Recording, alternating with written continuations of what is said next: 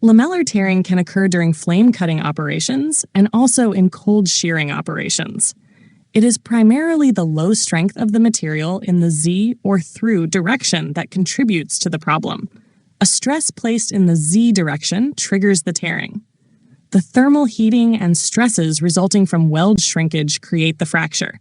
Lamellar tearing is not associated with the underbed hydrogen cracking problem. It can occur soon after the weld has been made, but on occasion it will occur months later. Also, the tears are under the heat-affected zone and are more apt to occur in thicker materials and in higher strength materials.